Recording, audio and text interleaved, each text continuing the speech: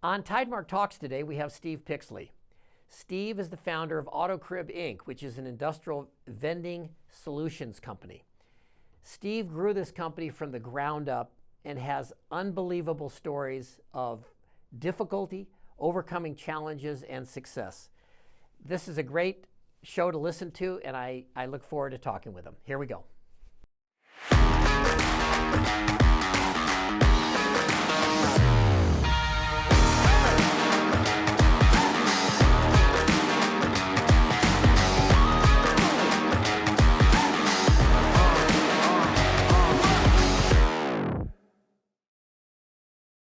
Welcome to Tidemark Talks. This is our podcast to bring entrepreneurs, small business owners, people together that can learn from one another, have a little bit of fun, and certainly inspiration on hearing each other's stories and things. So that's the kind of the purpose of these talks.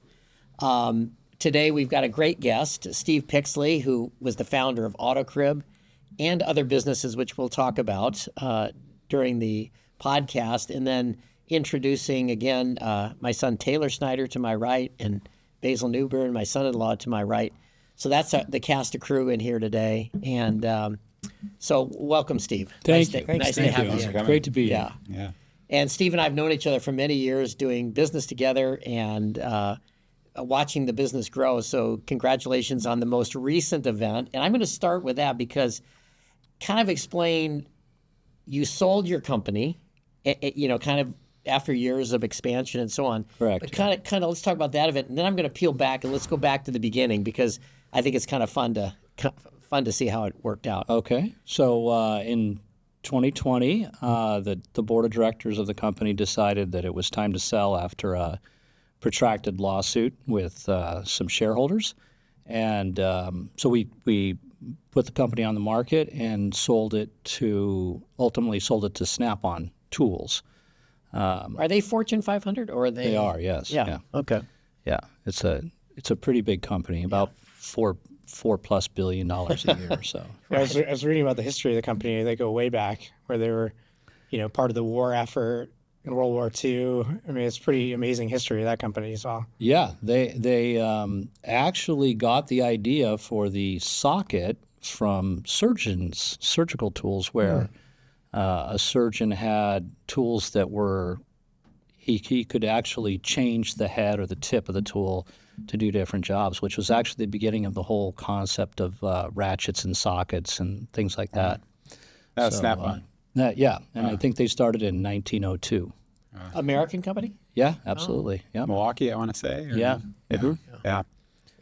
And also kind of popularized the idea of selling out of the back of a Model T pickup. Mm-hmm. So that was how they did it. So it's an interesting company. They actually, one of my neighbors has, I guess, a franchise of the truck where it looks like they go to job sites, manufacturing plants, and sell through that truck. It looks like maybe it's the same concept. Well, if it's the big van, they don't do that. There's a different group that sells to companies like AutoCrib. Okay.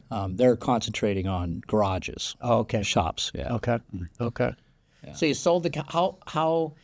What can you share? How big was your company when you sold it? About $40 million in revenue. Nice.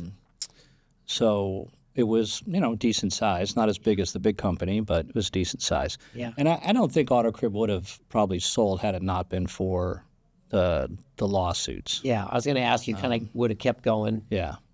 So that was what the impetus behind selling the company was. Yeah. And while we're in the talk, because I always kind of think about real estate, this never leaves me. The most recent building that you're in, you purchased in partnership with some of your partners, and you still own that building. Correct. Yeah. Yeah. And so you're holding that building and renting it back to the company. Yes. Yeah.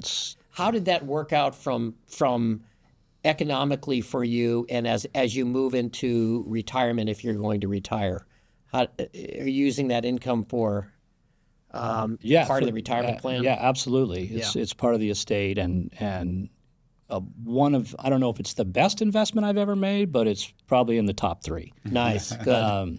So yes, absolutely, and I don't I don't know that you would really want to do it any other way if you can afford to, get the down payment together, because you're getting the ability to do a cost seg, offset that if you set it up correctly, offset a bunch of depreciation against active income, make it active, pay down debt.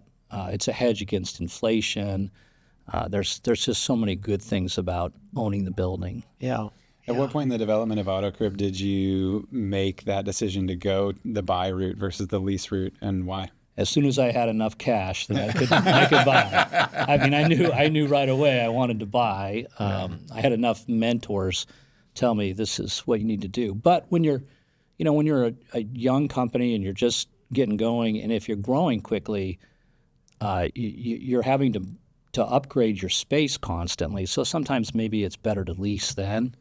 And then as you get a little bit bigger, you can stabilize and then buy something that's going to last you for 10 years. Yeah, we find that a lot with exactly that, which is if the growth is there and you're signing a 3, 5, 7-year lease and it rhythms nicely with your growth, you're not having to outlay the capital, and you're able to let the company run, so to speak. But when you got that down payment together, it was a great. Interestingly about that deal, I remember we put it together as a lease option, so that you ended up being able to trigger the option when you were ready. Right. And then almost like it was like a conversion, from lease to buy, and it kind of worked out great. So I'm glad that's been a successful investment. That's terrific. Yeah, and I think it was you who taught me 30 years ago. Buy twice what you need now. Yeah. and that has proven to be a great piece of advice, because as the company grows, the first time you move, it's a bunch of guys on a weekend move you, right? And then as the company grows and grows, and you're in 30,000 feet, 60,000 feet, 100,000 feet, all of a sudden now that's $500,000 to move. Right. And so you want to not move as much as possible. Right. There's a real cost to that. Yeah. Not only that, but there's disruption of the business. Talking into all, some employees benefit from a move, and some really have a big disadvantage from the drive, and they don't want to move, and so you have to wrestle with all that stuff. Yeah. I remember you doing that. You had to plot almost where key people were, where they're living, and we sort of targeted geographically for those, so we weren't too far out the circle. And we know weird traffic patterns like the 55 or the 405 in the afternoon, and so you have to kind of figure out where the cars move and get stuck. Right, So, and you have to look at all of your key players and say, okay, is he going to quit if I do this, right? Right. And will I be able to replace him if he does? And so there's a lot that goes into moving. Yeah. But this, we got a jump start on this conversation yesterday a little bit, because I happened to call and talk, hey, you see you tomorrow, and we started to talk. So let's go back to how this thing started, because it was either out of your apartment or dorm room. I don't remember which one. So it was actually out of my garage at a little surf shack, down in Huntington. So to tell you the complete story. So I was in a fraternity when I was in college, and had a number of buddies that I retained after college from the fraternity. And I also, during college, worked. Which college? Cal State Long Beach was where I did my undergraduate work, and then graduate work was at other schools. So, but during the undergraduate portion of my education, I spent more time partying at the fraternity and sailing. I worked out on the docks, scrubbing algae and barnacles off the bottom of boats to make extra money, and that was kind of the career. And this all factors into this here. So. Graduated, got a job working for NCR. Had learned computer programming back in those days. Did pretty well in that area, and was assigned to the Chevy S10 factory in Dayton, Ohio, which is a beautiful spot if you haven't been there. So I was working there, and one of my buddies, fraternity brothers, was picked up by Ford Aerospace in Newport Beach, and he was in finance. And over the period of a couple of years, as he worked there, he moved up in the organization, and they were building what was called the Sergeant York tank. And the Sergeant York tank was designed to kill Russian helicopters, like 40 miles away.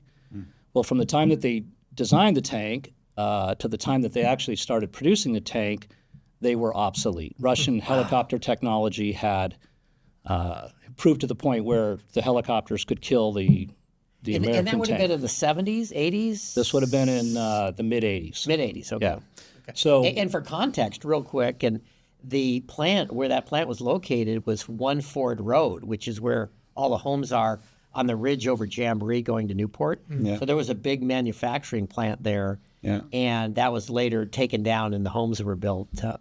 Anyway, Right. yeah. So that was where my buddy worked, and he they decided to terminate the project. That was one of the few smart things the U.S. government has done. After like a few $100 billion, Yeah. probably. Yeah.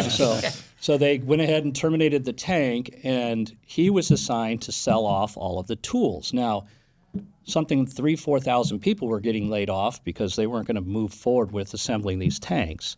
And so as a Ford Motor, who owned Ford Aerospace at the time, decided that they would do an employee auction as a kind of a, I guess, parting gift or as a little benefit to all the employees that were going to get laid off.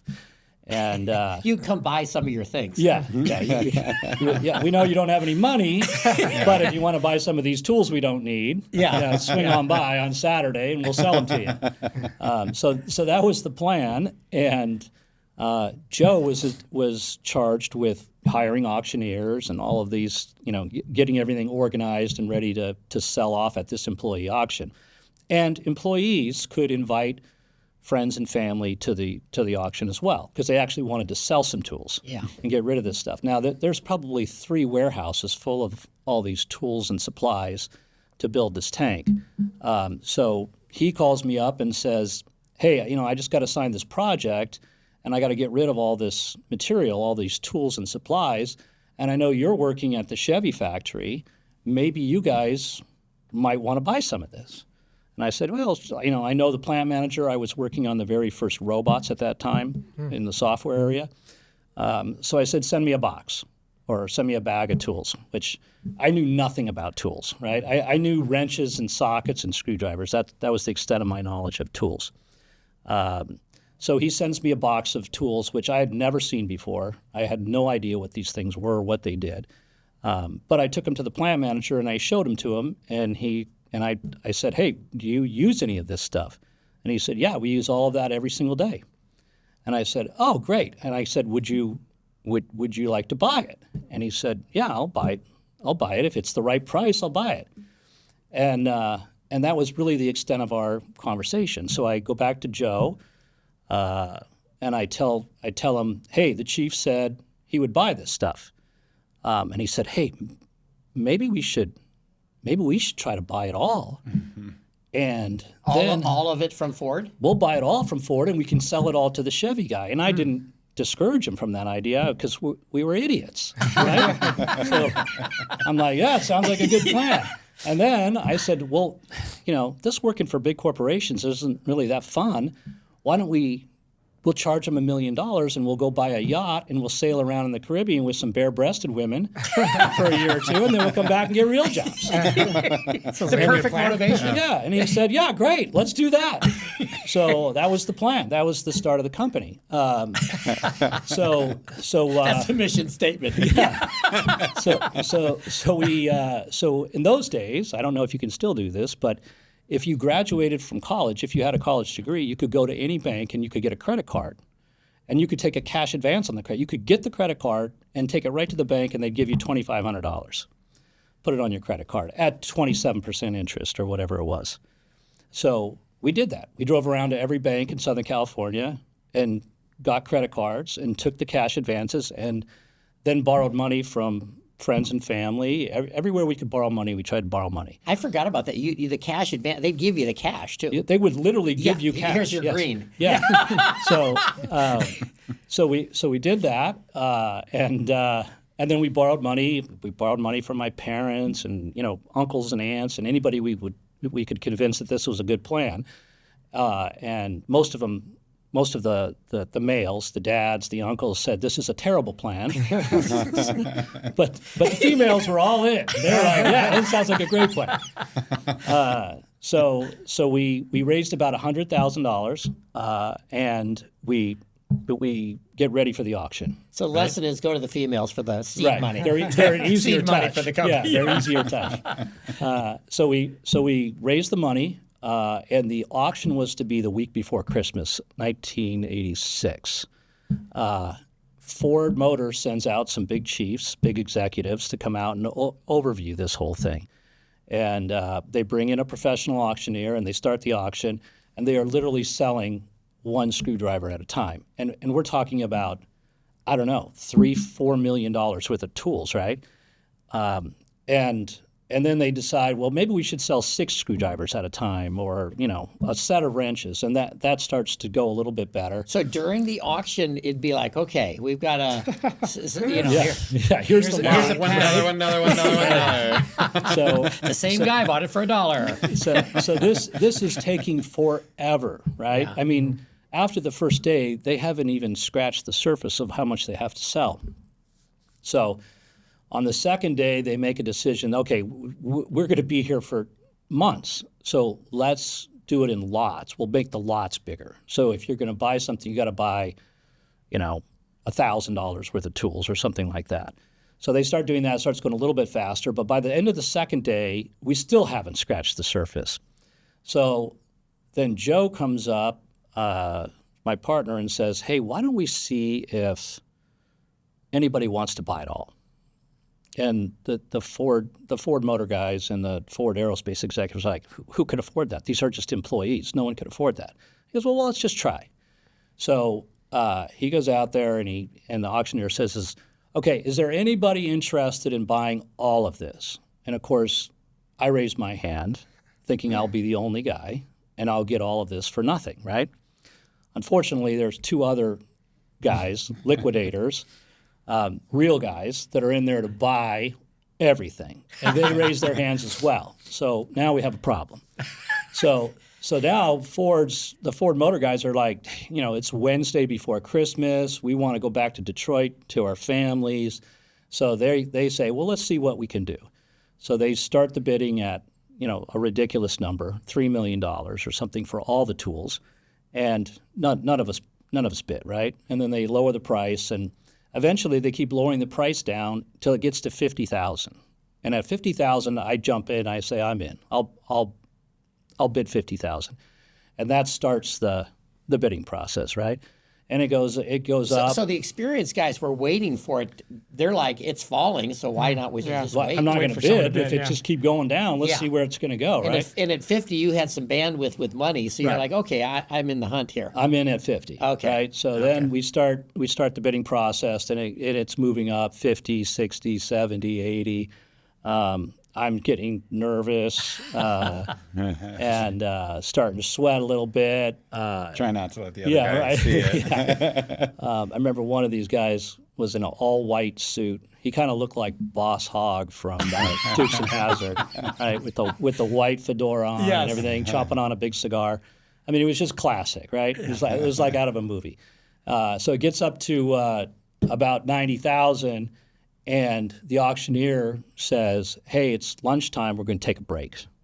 So he stops the bidding, which I've never seen him do that. They never stop the bidding. Right? That's weird, yeah. Stops the bidding, and I don't know if that was because somebody wanted to have a conversation or whatever. So at that point, we go to lunch, and I happen to see my buddy at lunch, and I'm like, "Hey, we're out of money. Yeah. We only have another $5,000 or $10,000, and then we're done." And he says, "We got to keep going. We'll raise the money." And I'm like, "We've already tapped everybody we know." He goes, "Just keep going." And so I'm like, "Okay, you're crazy." So we come back You're from like, lunch. did you hear me? We don't have the money. We don't. What is it? I don't know how I'm going to do this, right? So it keeps going. We come back from lunch. The auction starts. Ends up going up to now. I think I had $97,000 was what we had sitting in the bank, right? So it goes past 97. It goes to 100, It goes up to about 120, but there's some confusion on the bid, and so that bid has to be retracted. It goes back down to 105 and then starts working its way back up. And one of the liquidators bids 107, right? It's going up $1,000 a bid. Oh, okay. So it's going to 106, 107, and I take my last shot. I gotta show these guys that I'm not going to lose. So I bid 115. I bring it up 7,000 or 8,000, right? And the other guys decide, okay, we're out. So we get it. We get it. They say sold, it's yours, and that's it. All the employees are pissed off because they didn't get to buy their pair of pliers or whatever it is.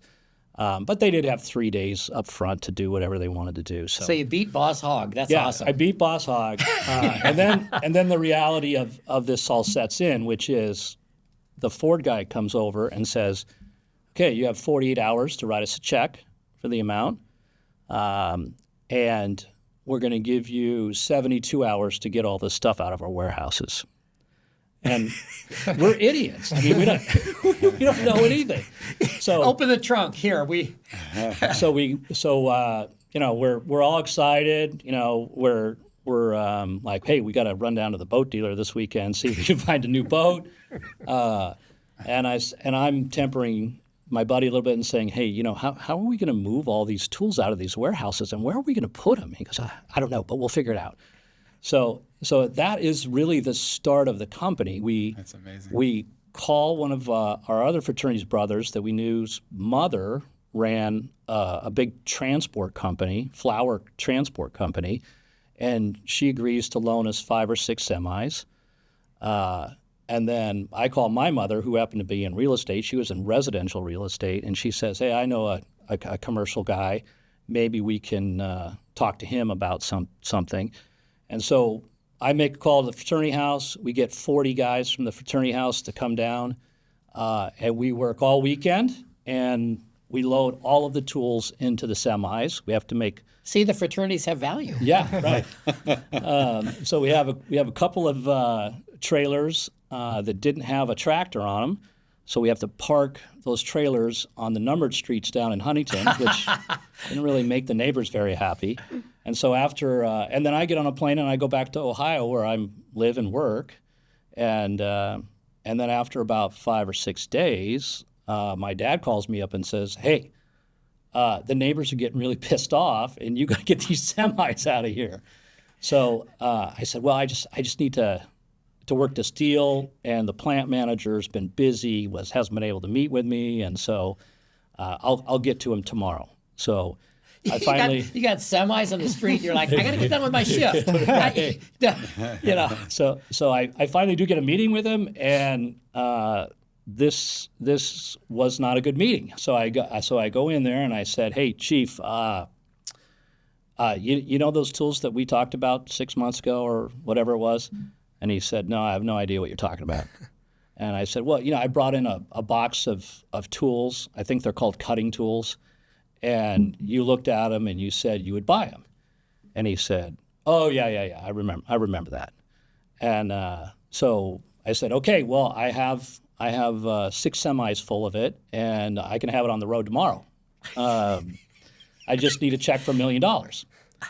And he said, we never talked about $1 million. And I said, well, that's what I figure it's worth based on the research I've done. And he said, yeah, let me explain something to you. This is General Motors, and we have budgets, and we buy things as we need them. We don't buy $3 million worth of excess tooling from a Ford plant because it's a good deal. That's what we don't do. Yeah. So I said, so you're not going to buy the tools. One truck? Yeah. So he said, I will buy the tools, but I will buy them as I need them. And I said, well, that's a problem for me because I don't really have anywhere for them. And he then said, well, that's not my problem. So then I left the meeting and I was a little bit freaked out because Joe was pretty much counting on the boat and, selling all those tools. And he was getting laid off as well. Oh, boy. So he was like, wait, we need this money. We have 27% interest payments we have to make. And so it took me probably 2 or 3 days to work up the guts to call him and tell him we don't have a sale. Yeah. Therein lies why banks don't lose 27% while you guys are figuring out your life. So at that point, my mother finds a place to put the tools, temporary place, and we unload all the tools into a warehouse, and then we go to the library every single night and we study tools until we figure out what the hell all this crap is, and what it does and who buys it, which took months to really figure it all out and who sells it and what it's worth and all that kind of stuff. So I would work at the Chevy factory all day, and then I would drive over to the library and read about metallurgy and tooling and machining, and ends up machine like shops. Like a crash course in tooling. Yeah. And I would do that until I was ready to go, and then eventually we traded our cars in and bought pickups and started loading the tools up. And in the meantime, we were going to the Orange County swap meet, screwing up the Snap-on sales guys. I was telling Steve that would have been in the late 80s, early 87, 88. 80s, yeah. The swap meet was really kind of at its pinnacle, if you will.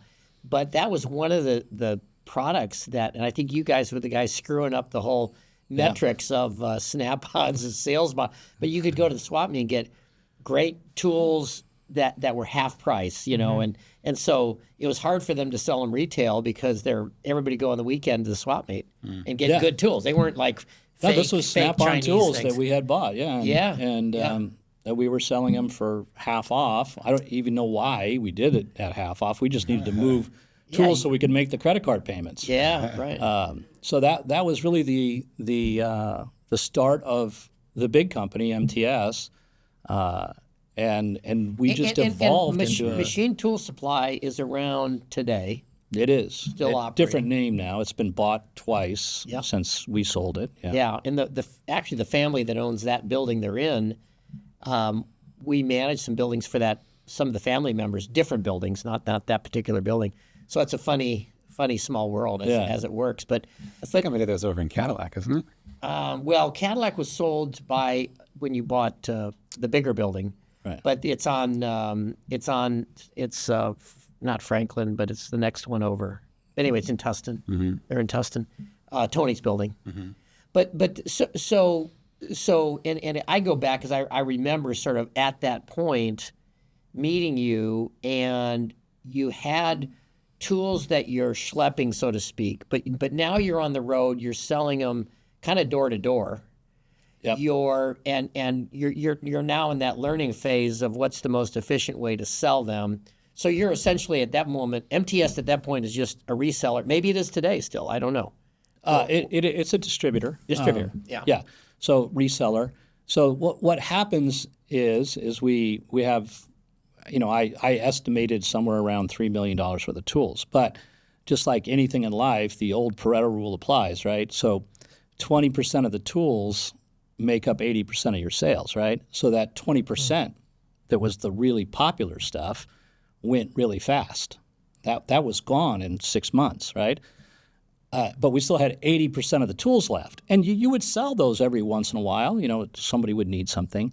But we quickly came to the realization that if we were going to ever sell the other 80%, the other $2.5 million, we had to have an ongoing supply of that 20% that everybody wanted all the time. And so that was how we kind of evolved into a distributorship, was by securing some manufacturing lines that made that stuff. And we wouldn't make anywhere near as much money when we sold at a regular distributor's margin. But because we had all this stuff that we had bought so inexpensively that it made sense. It made the business profitable. And we were able to pay off the debt. Early on, I think one of the strengths that you had was not only the sales side of it, which you were doing, but also kind of the inventory side and making sure, like you're saying, you're trying to replenish that 20 to sell the rest of the 80. That had to be tough, though, to you're balancing sales, you're balancing deliveries, because I mean that's not you're working. Well, yeah, and so we were, this is not the way the business operates, but we were driving around in pickup trucks, never having the right tools that the customer wanted on the truck. We would have 3 or 4 things that he wanted, and 2 would be back at the shop, right? That we'd have to go back and get. So over time, they started to call and say, "Hey, is the truck going to come by my shop today? And if it is, bring this. I need these things, right?" So now you're a real true supplier. yeah, at that point. we start to become a real supplier to these companies, and a lot of these are small to medium machine shops in Orange County and southern LA County. So there's a lot of driving. There's a lot of driving in traffic, and that becomes the reason we switch the model to, hey, we're not selling door to door anymore. We're over the phone, order desk, and we change the trucks to more of a delivery system, which creates all kinds of new problems, right? Because now you're sitting in all this traffic running these trucks all over the place. And we come up with the idea of, wow, if we could deliver at night, we could be 3 or 4 times more efficient. But all these shops are closed, so how do we deliver at night? So the idea is, well, we'll go down to the hardware store and we'll buy 100 mailboxes, and we'll bolt the mailboxes onto the sides of their buildings. And what were they the Standard old U.S. the post regular? office, yeah. Oh, yeah. okay. Yeah. Okay. And we you just- could buy those, relatively inexpensively. Yeah, and then we put a padlock on them, and we gave the owner of the building or the production manager a key, and we had a key, and now we were running the trucks at night. Yeah. And we were making 4 times the amount of deliveries we could make during the daytime. Yeah. So they like the tools they wear down, so they need to replenish them. Yeah, these are cutting tools. They're drill bits, taps, reamers, all kinds of things Right. So that it's recurring. wear out. Yeah, late 80s, 90s, and Boeing was the big behemoth employer in Huntington Beach, for that matter. That's right. And sort of the outgrowth of that into Santa Ana and the other areas where a lot of tool companies and machining companies, they'd be building a part. I had customers that would be building a part that they didn't know what that part would do for the missile, the rocket, whatever it was. So they're just cranking these things out, and those drill bits are wearing out, Right. So they're needing replacement. Yeah, and this is a big business. This is a $90 billion business in the United States. Yeah. Selling these cutting tools. It's huge. Yeah. So that's how we start the real distributorship, right? Yeah. Is by Smart doing though, this. and for their convenience, they wake up in the morning, they open their combo, they get their tool, they're up and running before they open the door practically. Yeah, and a lot of these guys are starting at 4, 5, 6 in the morning, Yeah. right? Yeah. So they want those tools first thing. Yeah.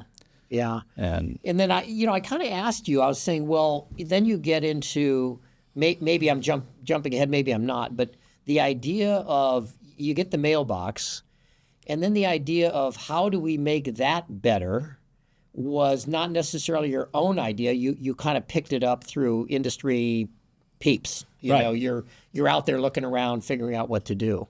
correct. So this is going pretty well, and the company is growing, and it's not a big company. It's, I don't know, at that point in time, $6 million a year, $7 million a year. It's a nice size. Yeah, it's a decent sized business, right? But it's by no means a big business, and so we're doing things, but you're growing very slowly because you basically have no value proposition that the current supplier doesn't have, right? Which they had delivery, they had the same tools, about the same pricing. So we're trying to find how do we grow this thing significantly quicker, right? And over the years, I become the primary salesperson out there selling, and I would go to these shops, and I would say, "Hey, what do you guys need anything?" Or I would be delivering something to a shop, and they'd say, "Hey, that drill you got me, that special coolant fed drill you got me Monday, yes. I need you to go give me 100 more." And I'd say, "There's no possible way you used 100. It's Wednesday. There's no way you used 100. Well, we can't find them, and we're going to shut the job down here if we don't have them. So get in your truck, go get me 100 more." So I did that, and I listened to that for many, many years, and it was always this emergency for these guys, right? They had to have it right now to keep the job running. And in the machining business, if your machines aren't running, you're not making money, right? Machine sitting idle is the worst possible thing. And they may be paying on that machine too. Right, they're making payments on it, but Yeah. but if it's not producing income, it's Right. costing you money. So after years and years of that, I just started to come to the realization is these guys are not they're not using the tools. They're either losing them or misplacing them, or they're wasting them. So how do we solve that problem? You end up going to a trade show, and there's an old guy there that has a vending machine that he bought from Costco or wherever he got it, and he had drill bits sitting in the machine, but you had to put money in it. It was just a standard candy machine. Get your quarter in and Put your quarter in, and you get your candy bar out or whatever. And he had just loaded drill bits and tools into it. And so we look at that and we're like, yeah, that's a really cool idea. But real quick, was that pre-glass face? So that was a closed.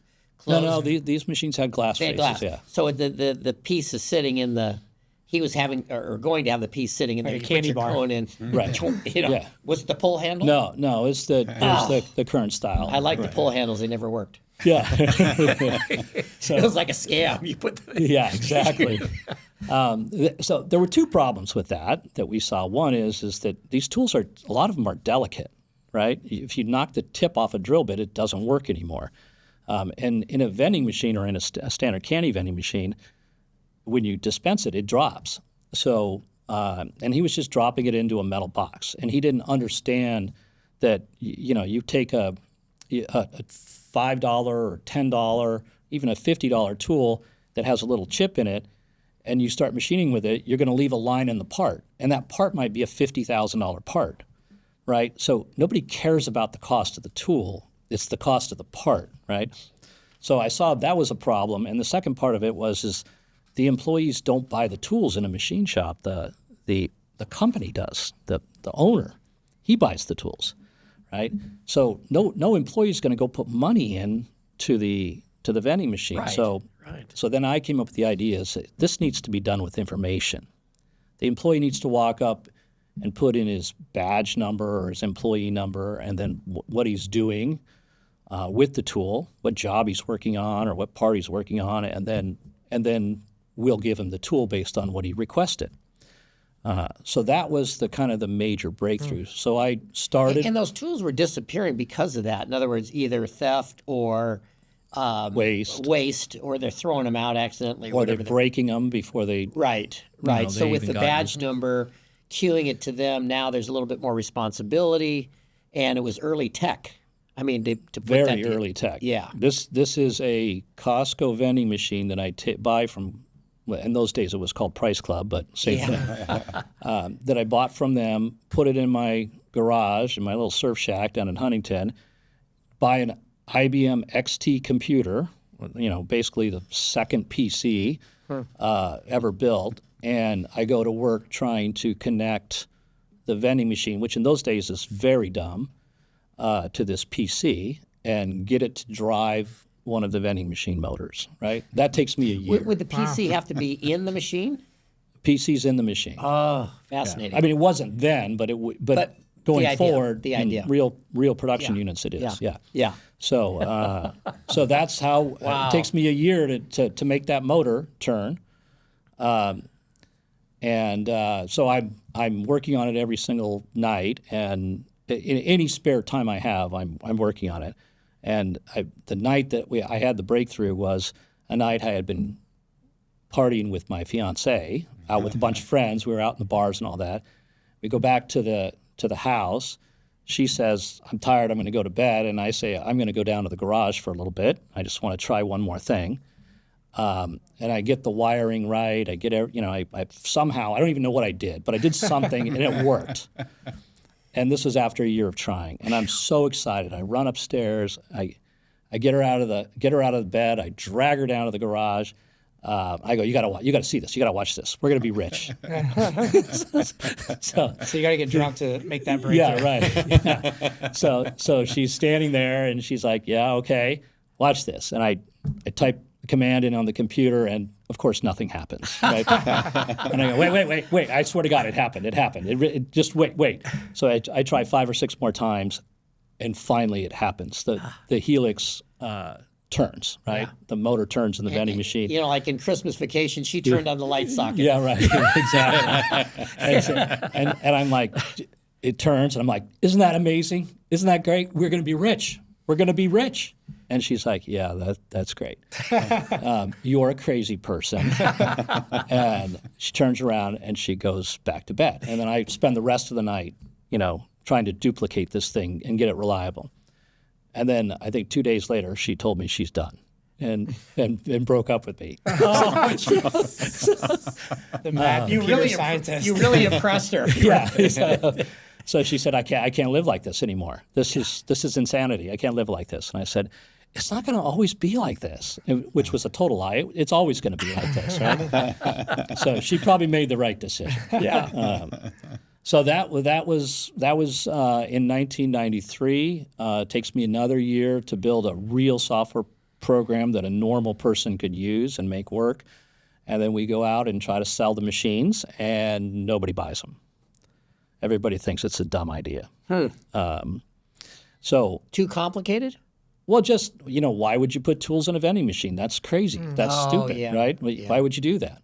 They didn't even realize it was a problem yet. Yeah, and so nobody, and we're trying to sell this machine, right? And we're trying to sell it for a lot of money, and nobody wants to buy it because I'm trying to get back on that boat, right? That's the goal here. That dream is still out there. Yeah. I'm still trying to get to the Caribbean. So nobody buys it. It kind of languishes for a year or so. We've built 2 or 3 machines that are sitting in the warehouse, and business is going on. And then finally we come up with the idea of, well, since we can't sell them, they're not doing anything here, why don't we just give them away? We'll just give them to somebody. Were you in Costa Mesa by then? We were in Costa Mesa. Yeah. Because I remember the machine was early sitting there because the MTS business was going on. I mean, that was an ongoing cash business, and the machine you were excited about, but everybody else was running by going to the tools. They just wanted the tools. Right. So after a couple of years of trying to get the thing to go and trying to sell it, we come up with the idea of, well, since they're just sitting in the warehouse, they're not doing anything, let's just give them away. And if we can get a couple people to start using them, maybe we can sell them.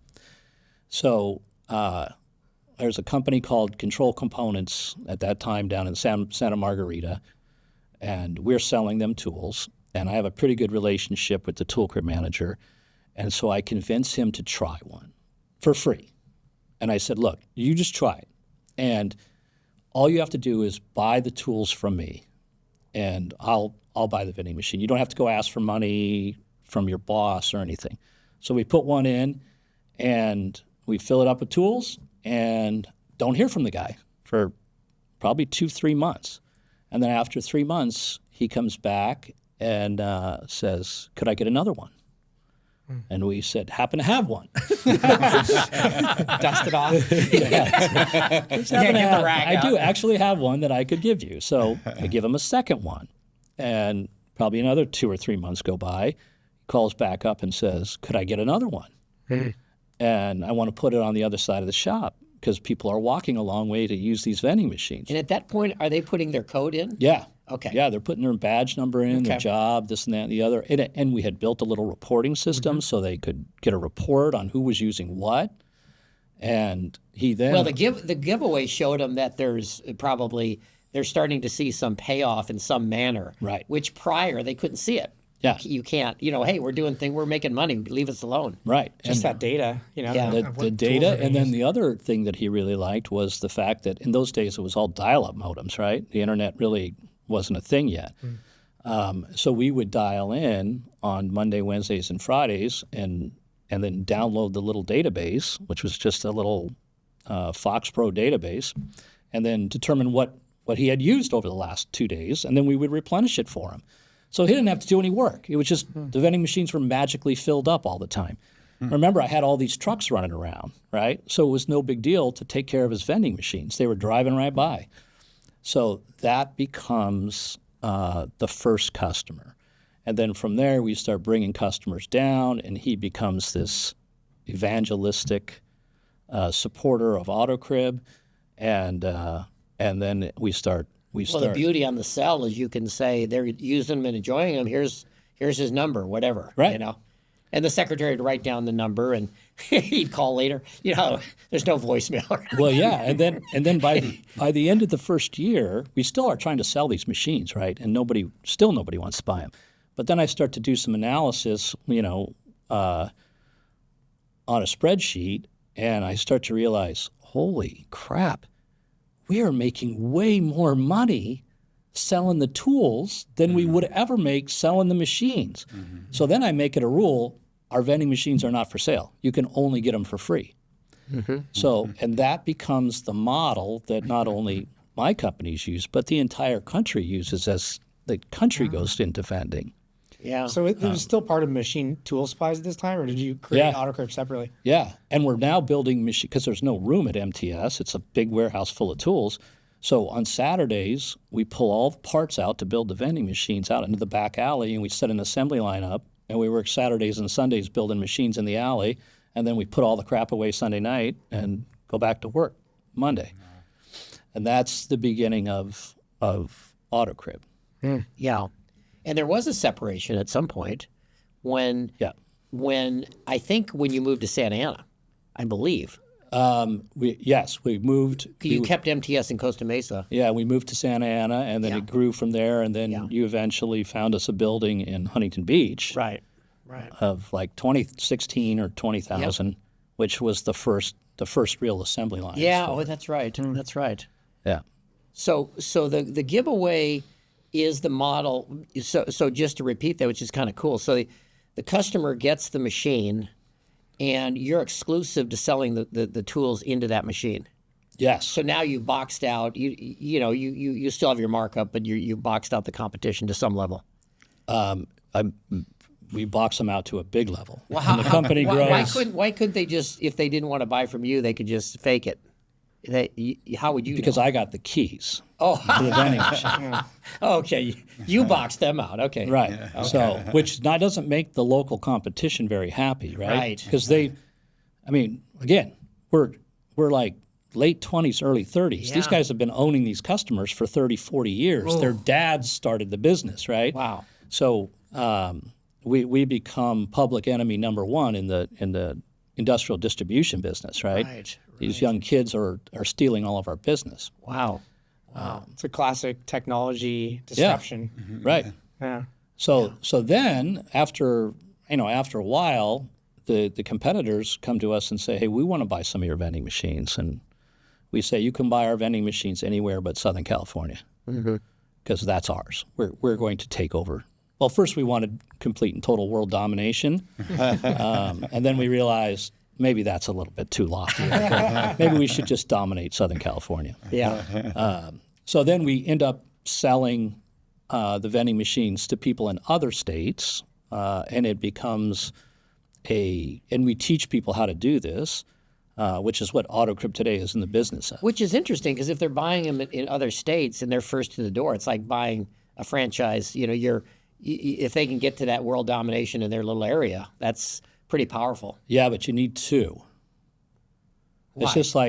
It's just like you got to start a shooting war. Like you got to go sell guns to the Israelis. It doesn't help you if you don't sell guns to the Arabs so that they can shoot each other, right? Yeah. So you got to sell to both sides, but you don't want to get too many people with it. Yeah. Right? Interesting. So if you go to Chicago, you got to have two people. You got to have two dealers in Chicago minimum.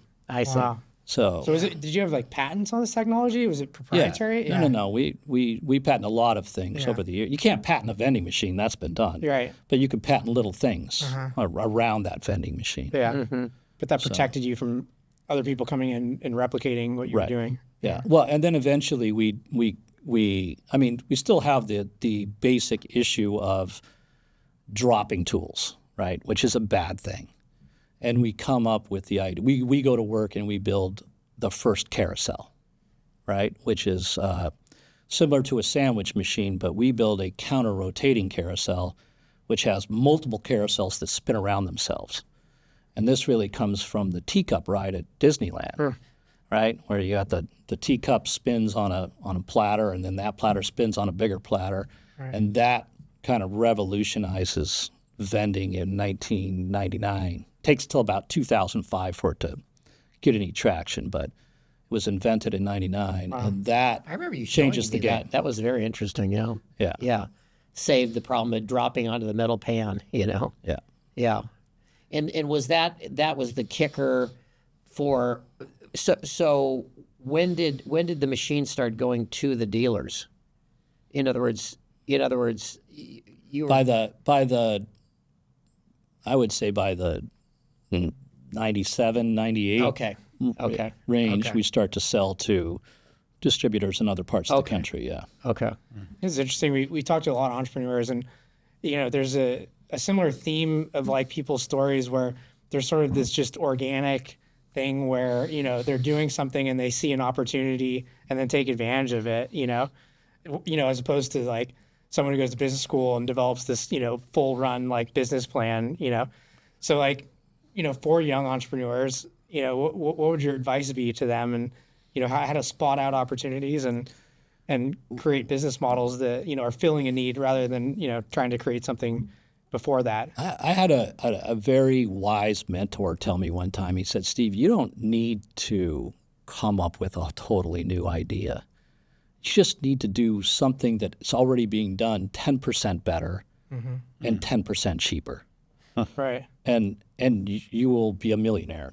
That's all you have to do. And when you really think about it, I mean, vending machines have been around since, I don't know, 40s, something like that. Yeah. It was just taking that and tweaking that idea a little bit and applying it to a new business other than snacks and drinks, right? Right.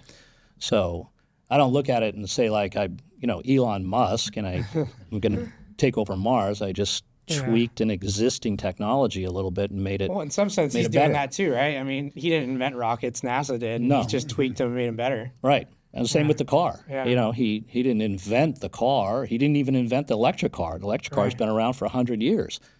He just made it better. Right. He made it work. Yeah. So. Yeah, that's good advice. And you're seeing that progression from the pickup truck to the mailbox to the. I mean, there's a leadership quality that you are very attentive to details, but also outselling. What would your leadership style? I mean, how would you describe how you were able to get in front of everything and keep it all together? Because there's a lot of moving parts there. So you're talking about on the sales side. Yeah, just leadership. How did you take a company from zero to selling it to Snap-on? I mean, what style did you Well, okay, that's qualities? I should say qualities. Yeah, that's a very good question. So, because I really take this back to the fraternity. I mean, because I didn't really learn that much in business school. I learned way more in the fraternity, right? About running businesses, right? Yeah, I learned law, I learned accounting, I learned finance in business school, but I didn't learn anything about managing people there. Where I learned that was in the fraternity, and the when I say that is because in a fraternity nobody's getting paid, right? And you got to get that house ready for the girls that are coming over Friday night. So you have to convince people that it's in their best interest to help clean the house, or to go get the beer, or to decorate the house if you're having a luau or you're having a toga party or whatever, right? And as a leader in the fraternity, that's your job. You can't do it all yourself. You have to convince people that it's in their best interest to do this, and that everybody benefits when we all work together. So, I kind of carried that style, that collegiate style, and sometimes it's peer pressure, and sometimes it's, sitting down and figuring out what they want. And, the thing I love about business is not everybody's motivated by money, but most people are. so At least it's partially. way easier in business. Well, a lot of my interaction, I would say what I found interesting with my relationship with you was, number one, I appreciate the loyalty because I was able to work with your mother early and collaborating, and then kind of helping you solo after that. So that's greatly appreciated. But one of the things that qualities you had was when we would sit down to talk about real estate or the next move, you were very transparent about what the needs were. And I tried to be equally transparent about the realities of the market. Sometimes it was a bad market and you could get great stuff, and sometimes it was a good market and you couldn't. But I think that transparency really worked to your favor, because then you really know what you wanted, and so people are going back to that collaboration. They're trying to help, take that vision and get it done. And I think that worked very well, because we have clients that cloak, and some won't tell you everything, and it's very clandestine. And the problem with that is you don't know if you're even fulfilling what they really want. Right. It's inefficient. Inefficient. And so I think that transparency and getting the word out, so to speak, was really helpful. I just congratulate you for that, because not everybody does that. And when we deal with customers, so I think that was a real good move. Well, and that's the way I sell, and Straight shooter. Just be straight with people. It just saves a lot of pain and suffering on both sides, right? Right. Right. Yeah. Like when I came to you on this latest building, I said, look, I need a long, skinny building, and you said, why? Because I need to put in long, skinny assembly lines, right? Yeah. So a square building doesn't work for me. Yeah. So because then you're dog-legging everything. Yeah, right. I got to dog-leg everything, and that changes the flow. And if you're going to make money, because I'm not the only vending machine guy anymore, right? There's lots of vending machine guys that compete with us. So the only way I can compete is I got to keep the cost down. I already have 4 strikes against me just being in California. Mm-hmm. Mm-hmm. So, matter of fact, if you were going to start a vending machine company and you were going to ask me where's the worst place to build a vending machine manufacturing plant, I would say Irvine, California. That would be the worst place. Yeah. Well, so when I was just thinking back, so even though you were just tweaking existing technology, you were really on the forefront of technology at the time. I mean, computer programming, early IBMs. I mean, there's not a lot of people doing that. That was a California thing. So going today, artificial intelligence, right? Everybody talks about it. What technologies are going to shape the future of your business, and what technology should entrepreneurs be thinking about, as it applies to their business? Definitely AI will have an impact, but I really think for vending and dispensation of products, because it's morphing from tools and supplies to all kinds of other things, office supplies, lab supplies, right? You can vend all kinds of things. So I think what we're going to see is the industry is going to continue to move to hybrid models where you might be using 2 different technologies. You might be using load cells to weigh things, and then you take a passive approach where the user grabs 3 or 4 out of a bin, and I know he took 4 based on the weight that's now missing. Mm-hmm. Like pharmaceuticals would be another use case, pharmaceuticals would be another big use case, actually. And then combining that with some other technology like object recognition or something, right. And maybe there's a little bit of AI in there. But at the end of the day, we have very sophisticated inventory control modules that use very sophisticated algorithms to identify how many you should stock, how many you should have in the vending machine at any one time. Very few people use that.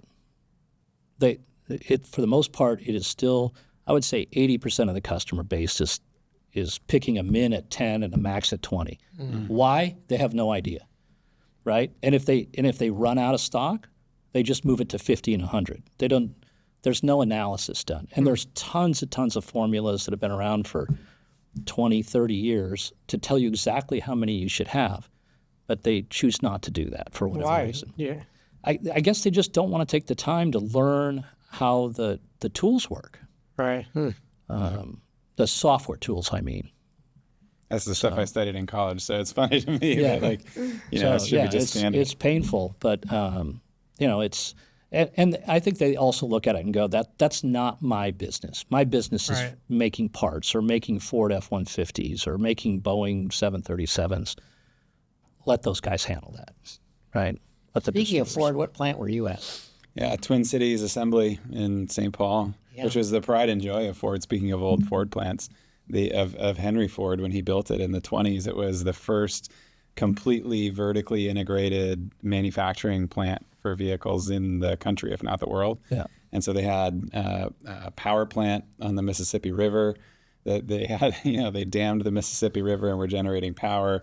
They were quarrying sand from the riverbank to make into glass, the whole thing. And I worked in the finance office there, and but got to know the facilities guys and got these like behind the scenes tours. I mean, a lot of deep Henry Ford and Ford Motor history in the bowels of the assembly plant there. It was Cool. That's interesting.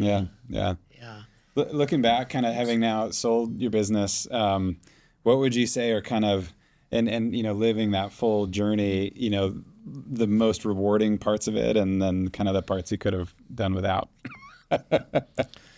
Well, I mean, a lot of people think that being an entrepreneur, you have all this flexibility and, time and all that. And I always tell young people, yeah, that's totally true. You get to work half days as an entrepreneur. The first 12 hours or the second 12. It's your choice.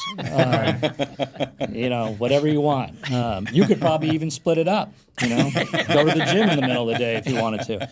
But you're working 12 hours. And in the beginning, you're going to be working 7 days a week. The whole idea of work-life balance and building a company from nothing to $100 million, I don't know one guy who's done that and didn't just work his ass off, So that part isn't so much fun. But there's lots of other rewards for it,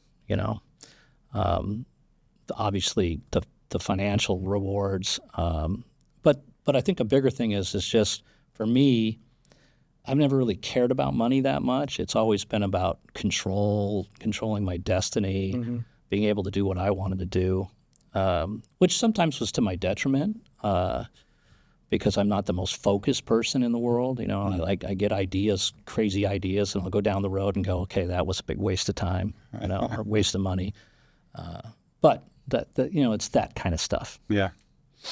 Well, it's kind of, I think when I talk to entrepreneurs, and I think back being an entrepreneur myself, each hill you climb is interesting because you don't know what's on the other side.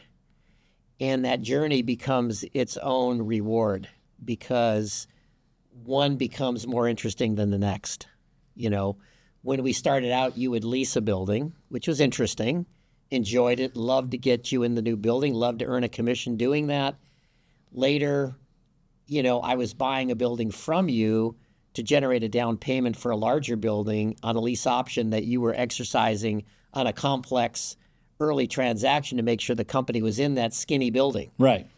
And that hill was completely different than just leasing a building. And so each hill had its own horizon and sunshine over the ridge. And I think many of the entrepreneurs I talk to parrot exactly what you're saying, which is hard work is inevitable. The ideas are important, but can be morphed and learned along the way. And the journey is the interesting part of it because I haven't found a lot of people that said, I'm just glad I made a lot of money. I haven't seen many entrepreneurs, if any, just say, I'm glad I made a lot of money. That wasn't the...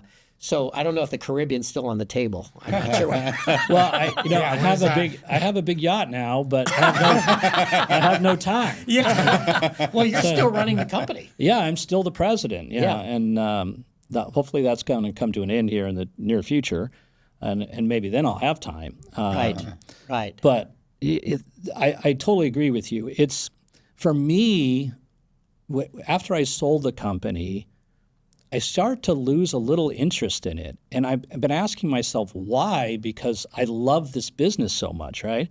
Why have I lost a little interest in it? And after a lot of soul searching and thinking is because it's not my money. Mm-hmm. It's Snap-on's money. And I really do try to watch their money like it was my money.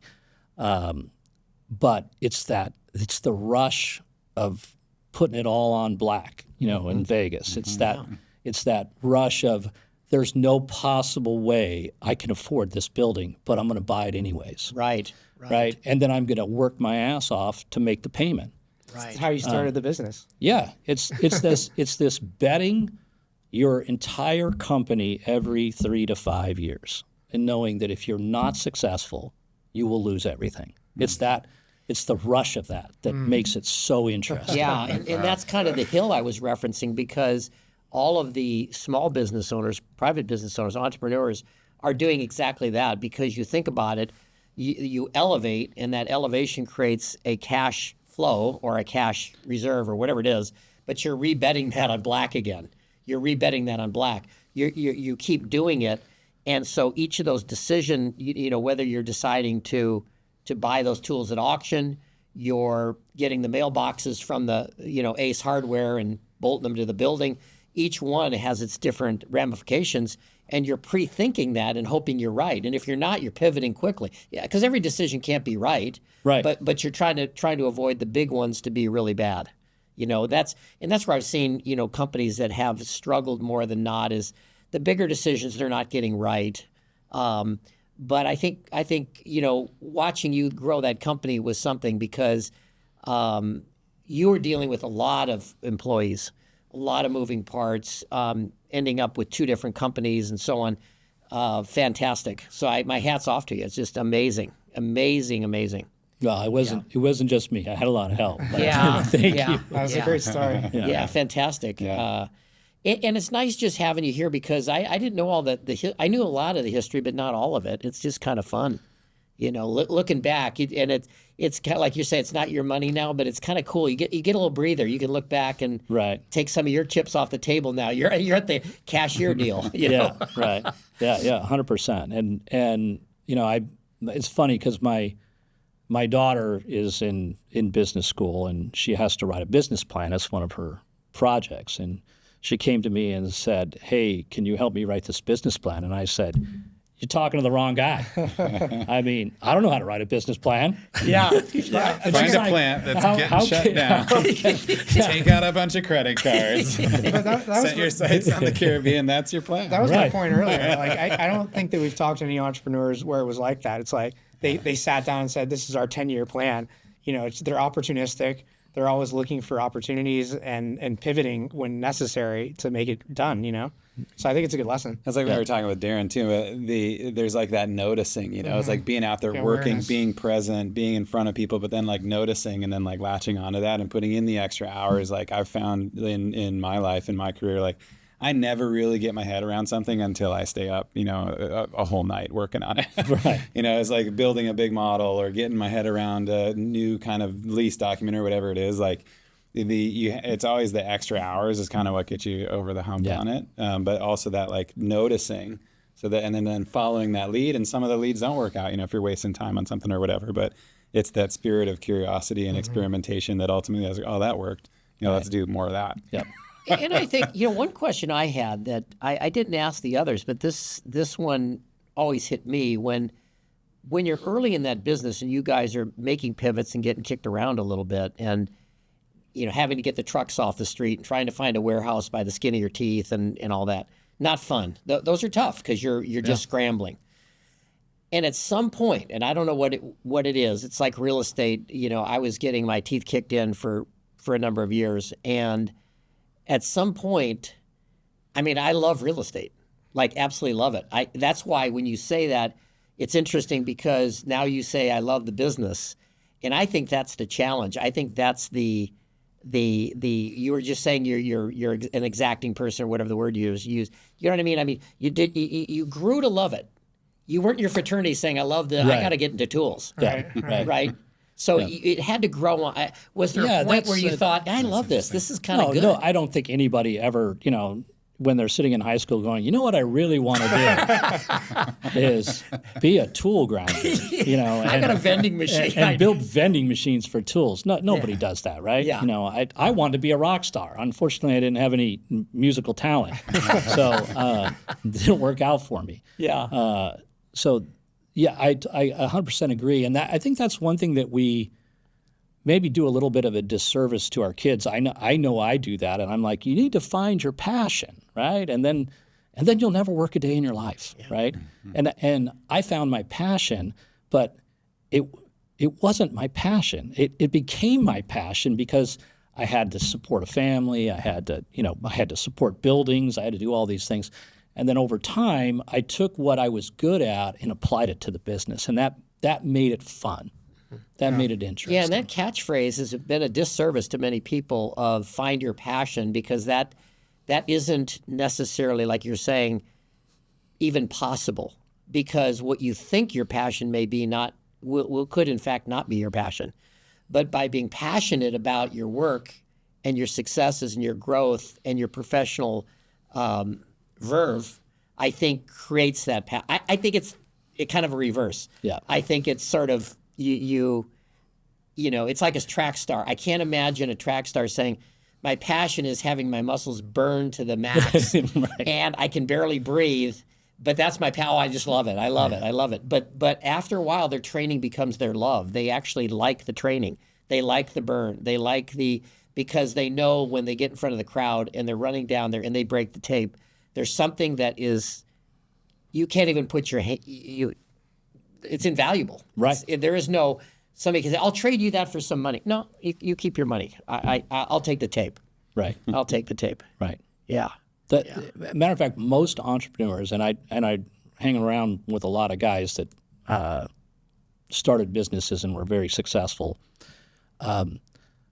They use money as only a measuring stick. Most of them are incredibly cheap. Mm-hmm. Like I'll be with guys that are multi-millionaires. I even hang out with one billionaire, and we'll say, hey, let's go get some dinner. Let's go get some lunch or whatever. And they're like, okay, how about Taco Surf? I'm like, guys, we can afford better than Taco Surf. Yeah, but their food is good and their beer is cold. They don't care about money. Yeah. It's just a measuring stick to did I do better or worse than last year, right? They don't even take into account hours worked. Yeah. It doesn't matter. Hours worked doesn't matter. It's did I make more or less than last year? Am I worth more or less than last year? That's how I measure myself. Because once you make $150,000 a year and you've covered all the basics of life, your life doesn't get better a whole lot better than you probably still go to Taco Surf. Yeah, you're going to go to the same places. Yeah, you might drive a nicer car, live in a better house, but it doesn't really change your life. Right. So. Right. Yeah. I think too, the money, I go back to Darren, I think, and you're probably at that point now. Now you're still running the company and working, so I'm sure your brain is like, okay, what do I do with my free time when I have it? I'm still running this company. Okay. But if you sold Tesla and you had all this money, now freedom comes with that. And that freedom in itself can be a blessing or a burden. It is what I've gleaned from some going back to our hundreds of millions guys and billionaires. It's you're like, whoa, what do they do? And they struggle with that. They struggle with that because the horizon isn't clear anymore. And so what do I do with that money, my time, my philanthropy and all that? And it's interesting that in itself is a new journey, how they handle that. So right, and it's a terrifying one. Right. When it's staring you in the face and like, well, next Wednesday you won't be going to work anymore. Right. Right. What am I going to do? I've always had 100 things to do every single day, and now I have 0. Yeah. So. Yeah. Yeah, a good friend of mine, he was a dentist, and when he stopped dentistry, he had a real tough time with it because it's a very exacting industry. He'd be doing crowns and, all this sort of technical stuff. So then he got into inventing right after and did some great stuff. But it took him a while. He said for 6 months he was kind of depressed, trying to work with that. But what's interesting about it is it's just a new horizon, and it's kind of like you're saying, if you've been there on that pre-horizon, you can do it again, and it's kind of fun to look at your next chapter. But we really appreciate you coming. Oh, thank you. Yeah, I enjoyed it. Yeah, and we've had the pleasure working with you, with your wife, who's lovely, and we hope to have her on. But it's great. Thank you, Steve. All right. you. Thank you. Appreciate it. Okay. Yeah.